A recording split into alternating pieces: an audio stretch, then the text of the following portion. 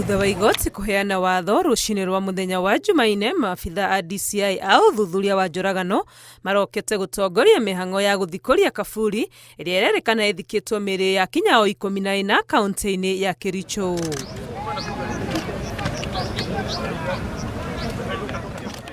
Muthurimi wa mĩĩrĩ wa thirikari Richard Njoroge agĩkinya ta ũrĩa igoti rĩathanĩte nĩguo kũrũgamĩrĩra mĩĩrĩ ĩno ĩkĩrutwo nĩguo ĩthuthurio. Since yesterday we've been waiting for the government pathologist who arrived this afternoon, and presently we believe the exhumation is going on.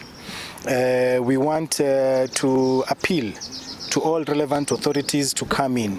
At this point in time, everyone is a suspect, including the police. That is why we are asking IPOA, Kenya National Commission on Human Rights, to also be on the lookout to follow through with what is happening.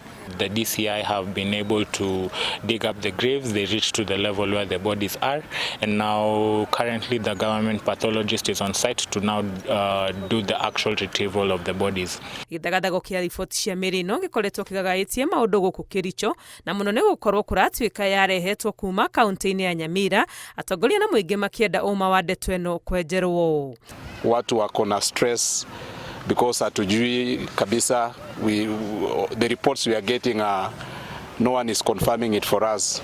Mara watu wanasema ni mass grave, mara inasemekana ni kutoka sijui wapi.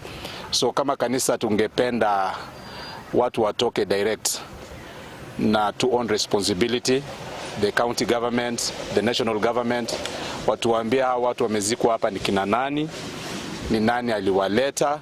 Ikundi cia gutetera ihoto cia muingi igithie na mbere kuhinyĩrĩria atĩ kaburi ĩno yothe yururio, gũgĩtuĩka atĩ marĩ na riboti rĩrĩ tirita rĩa mbere mĩĩrĩ ĩthikĩtwo hamwe. We hope that other than this exact site where they have dug up the grave, they'll at least inspect the entire site just to confirm that there aren't any other areas where bodies could have been buried.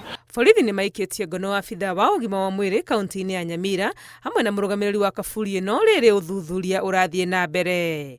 Ngĩribotera Inooro TV, rĩtwa rĩakwa nĩ Wangui wa Mwangi.